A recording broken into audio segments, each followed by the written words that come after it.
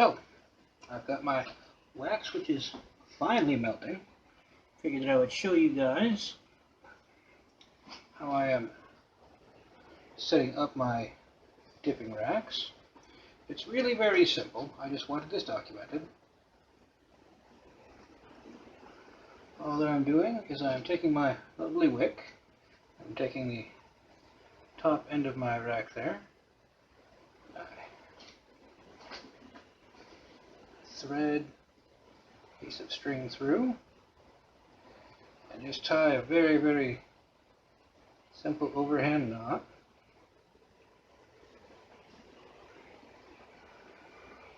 Now one at the end. That way I have plenty of space to dip. I don't have to worry about things getting constrictive.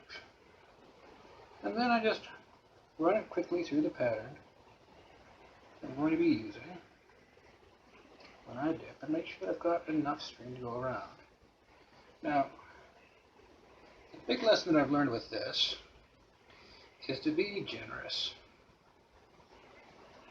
The wick is pretty cheap, even this commercial stuff that I'm demonstrating with right now. It is no use winding up having to do a botch job for 5 cents worth of wick, especially since if you cut yourself short, you're going to wind up wasting 10 cents of wick. So, just a real quick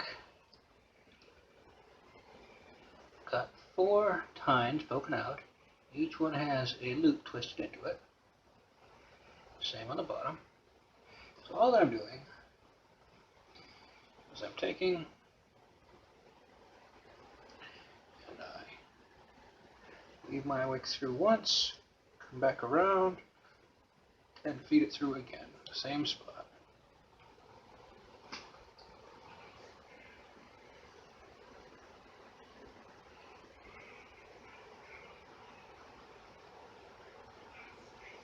Yeah, pull it through. And make sure it's nice and taut there. See? And then I go ahead and I feed it through the next one.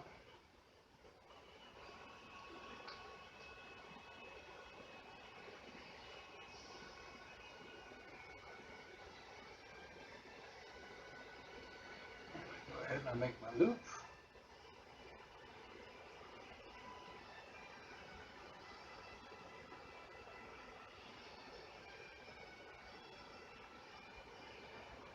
And that's really all there is to it. From there, I just keep on working my way through. Now, the one thing you have to be careful with, if you're using a set like mine that is made out of something a little bit flimsy like baling wire, is you want them taut but not tight. If you have them too tight, you're going to pull your contraption out of true, and it's not going to really harm anything. It's just going to mean that you wind up with tapers of different lengths that you need to trim down.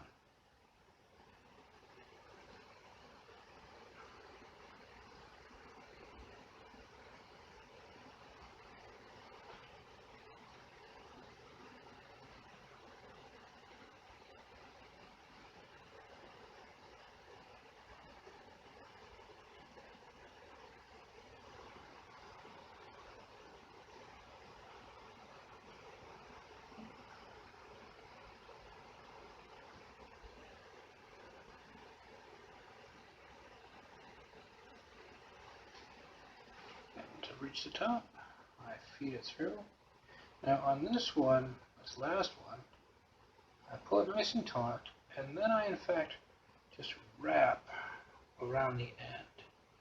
It's a little dark, so I don't know if this will show up well. But that's important because, especially if you're using natural fiber like hemp, it may stretch a little bit on you. And that'll wind up with your wicks being all collywalled. Now when you're dipping, just hold it by the hook, hold it above your jar, point straight down and in. And that's all you need is 1 and 2. Now with these tapers that I've been doing, in order to get that nice long 11-inch taper that I need, I then take let it rest a second, turn it upside down, and dip just to where I dipped in the first time. Now, as you can see, a little bit of movement in there. So what I'm going to do is I'm going to go back up, my little adjuster, and I'm going to go ahead and pull everything tight once more.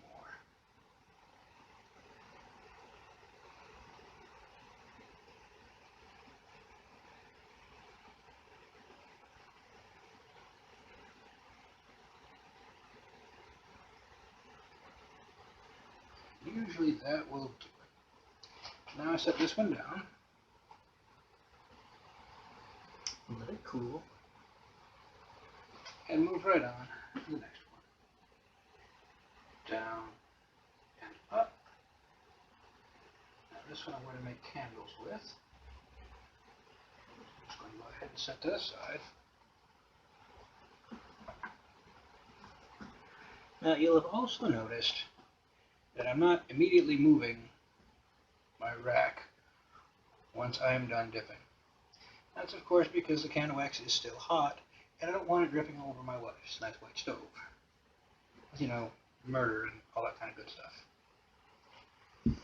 I found that, here's my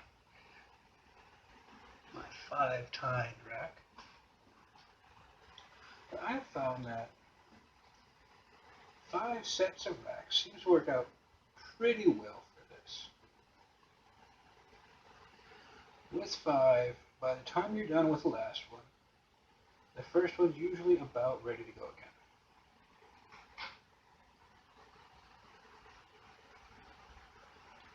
And that's nice because it means that you can just go. Put on some nice music like you can see my wife listening to in the other room.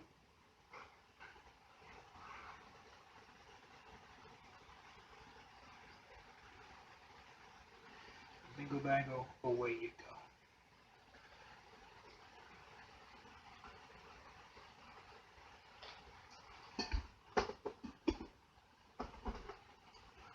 Now, if you're only using one rack, or if you've just got your wicks laid over a stick, I am finding, now keep in mind this is my first time doing this, so don't take anything that I say as gospel.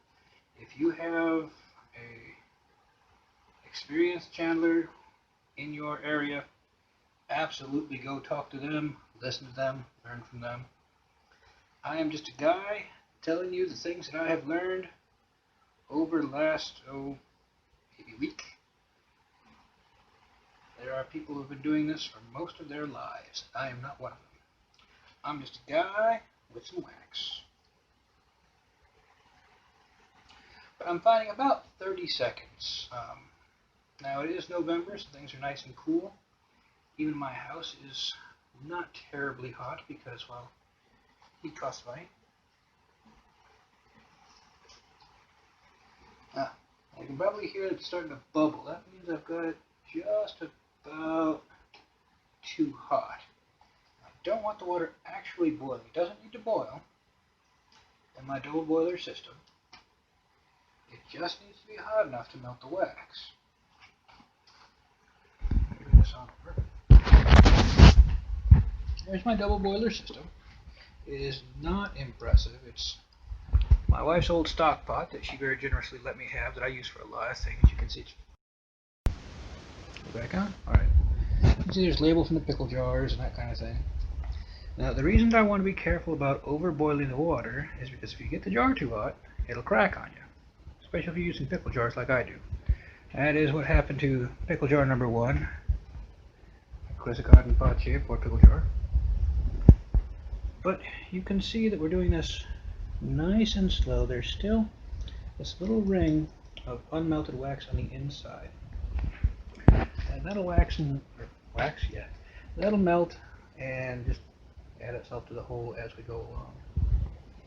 But yeah, once I've got all 5 of these done, I will just start dipping them in sequence and having a good old time with it. I've got my prototype here that's only half full at the moment. This has the last of my lovely hemp wicks being dipped into tapers. And yeah, I'm finding that 4 is really plenty for this kind of project. You don't need a bunch all at once. I suspect that with a couple of sticks, just dipping 2 wicks at a time is also fine. I don't feel too great a rush of efficiency here using my handy dandy handmade baling wire wick racks, but I do find that I'm able to get to the same thing over and over again, which I like. My tapers burn for right about 2 hours, which is pretty much what I'm looking for. It's exactly what I need for that kind of thing. It'll run at least most of the way through a long service and all the way through most short services. One of the cool things I'm finding about SCA stuff is I'm actually able to use this stuff for real world needs. Needs aren't often all that great, but being able to provide candles for my church is a pretty cool thing, I have to say. Especially if costs keep on going up and no longer able to afford it.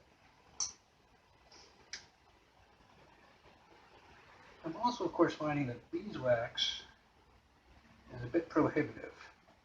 And being able to donate my time like this by turning raw beeswax into tapers is internally rewarding. I'll say that.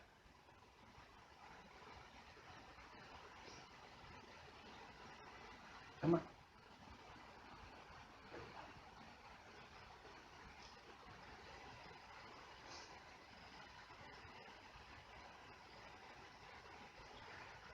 I think that's going to just about do it for this video. As you can see, I've got my apparatus nice and strong. No, the central post is not terribly straight, but that doesn't seem to matter. My tapers aren't long enough and wide enough that that little flex is going to bother them. So, I hope you enjoyed this video. We'll see what happens. Thanks for watching.